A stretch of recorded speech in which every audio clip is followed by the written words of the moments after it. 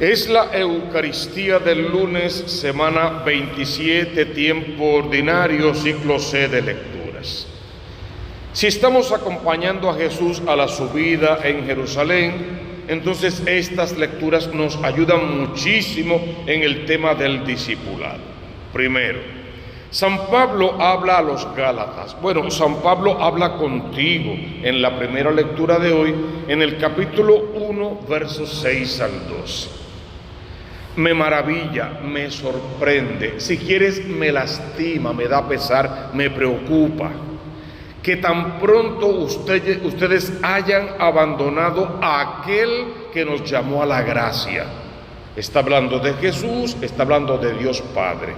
Me preocupa y me da tristeza que hayan abandonado a Dios y se hayan pasado a otro evangelio.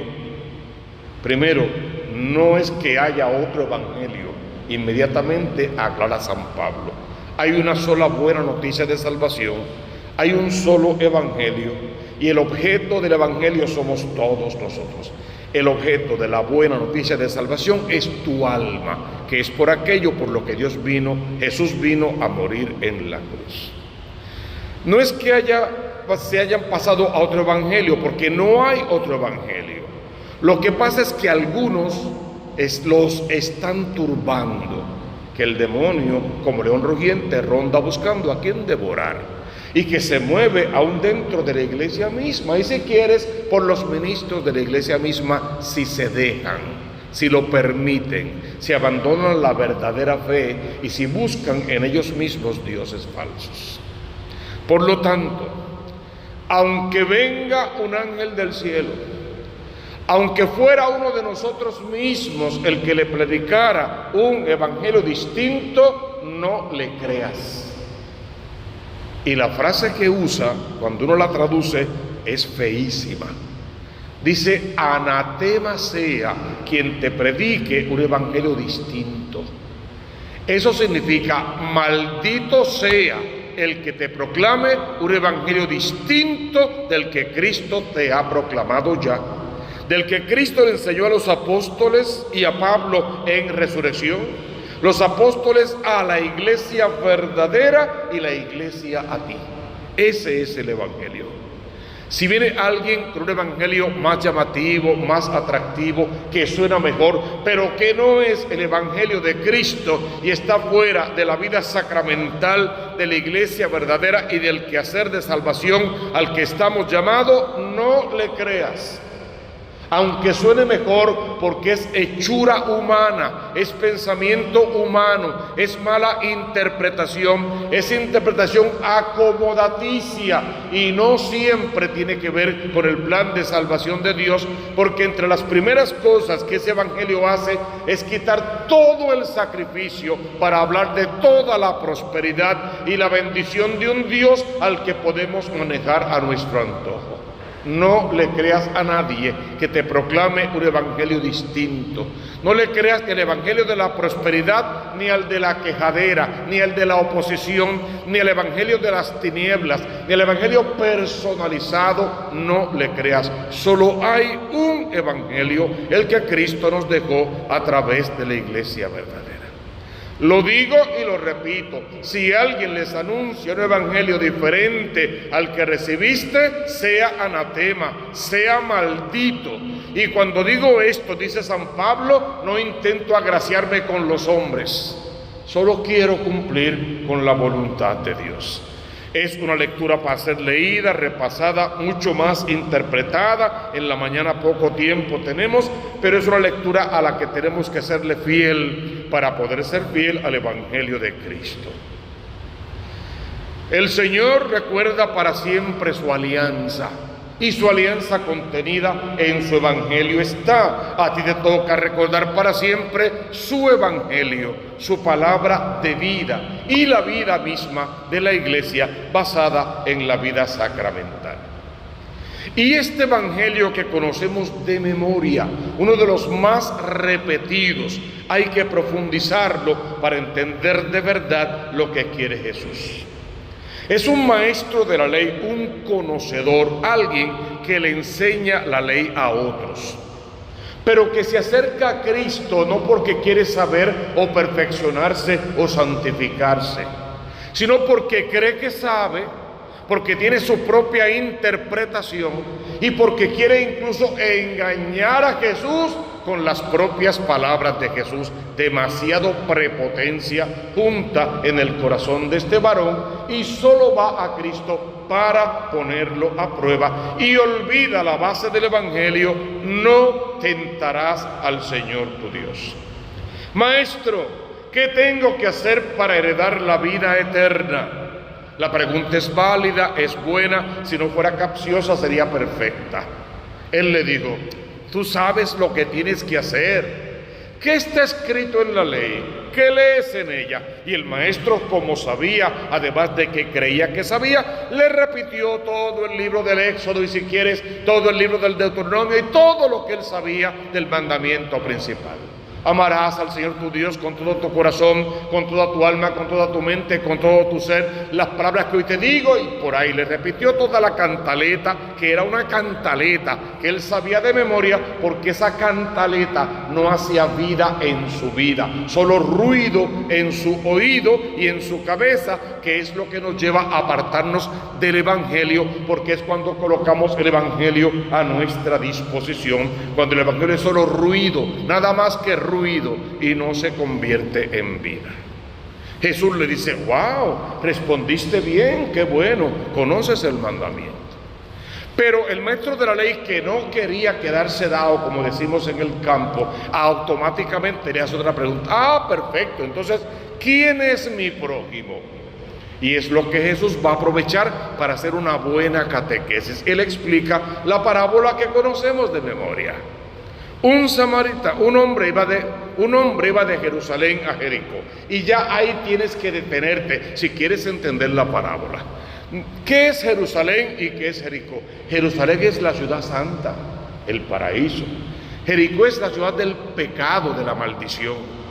Un hombre abandonó la gracia y se fue al pecado.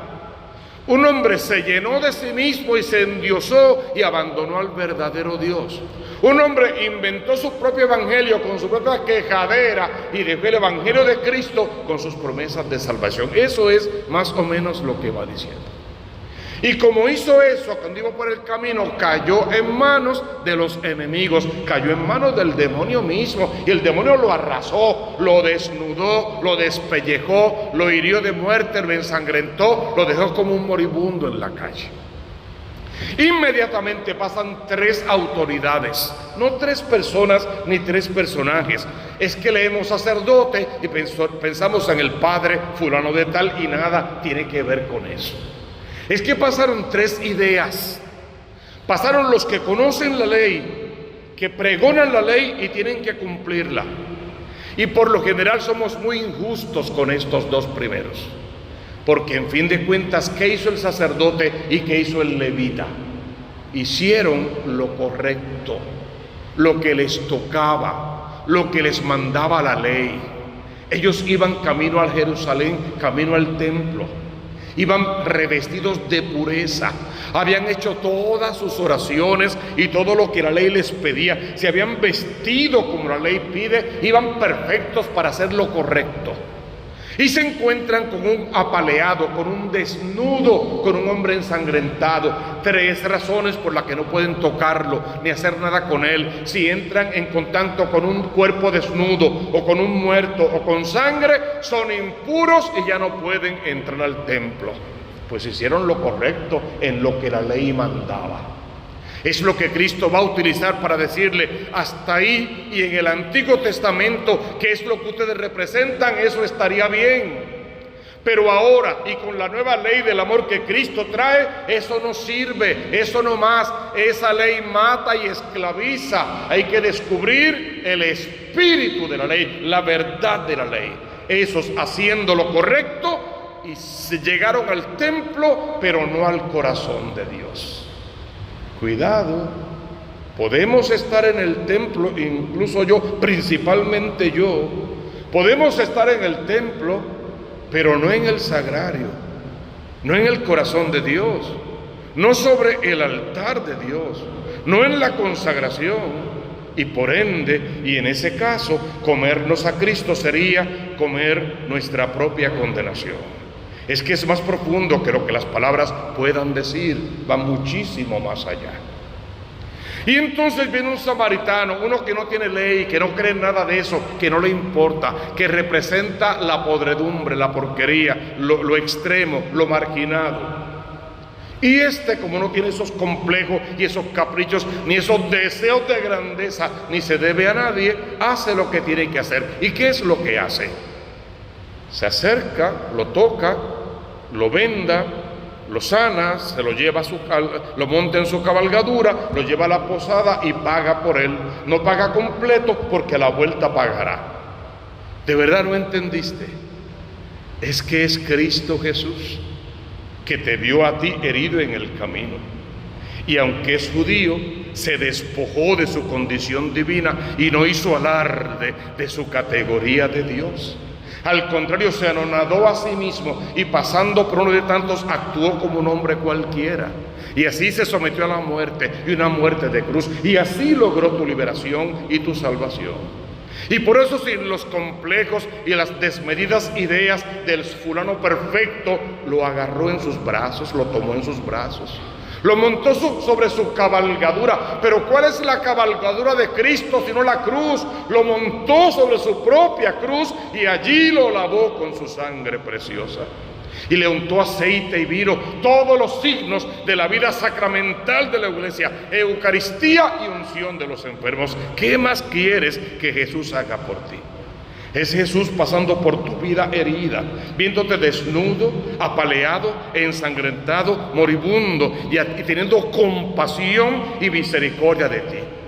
Los otros hicieron lo correcto, pero no experimentaron compasión ni misericordia. Y el que no experimenta misericordia no recibe misericordia de parte de Dios. Por eso se quedaron fuera, porque no dieron misericordia, no tenían derecho a recibirla.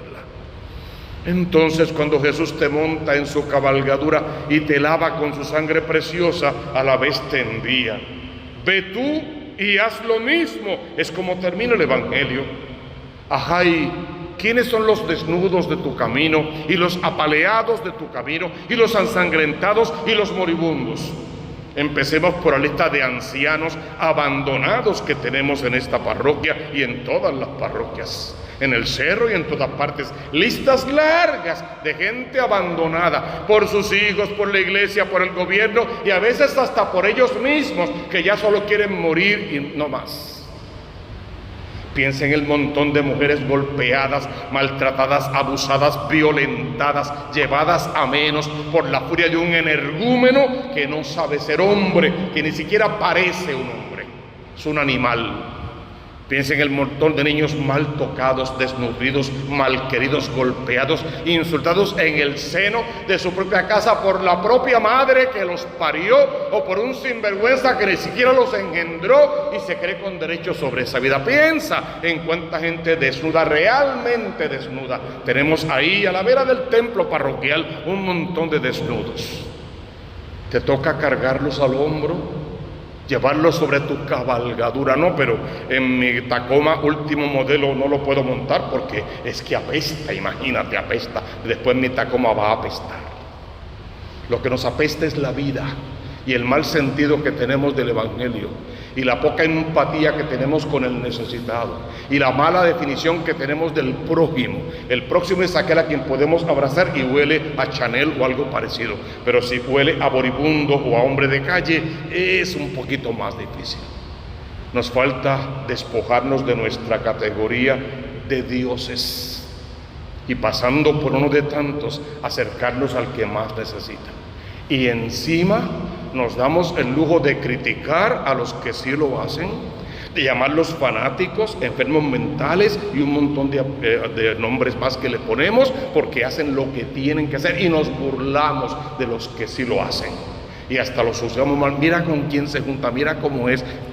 Esa actitud, esa pobreza en el espíritu es lo que nos acompaña. La parábola viene a romper con todo eso para pedirte que por favor vayas tú y hagas lo mismo. Lo mismo no es predicar el Evangelio nada más.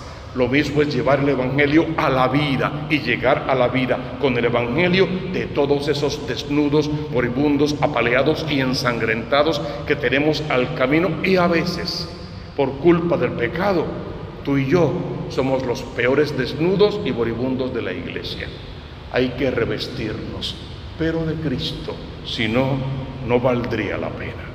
Tú conoces la consigna: busca primero el reino de Dios con su justicia, y todo lo demás vendrá por añadidura.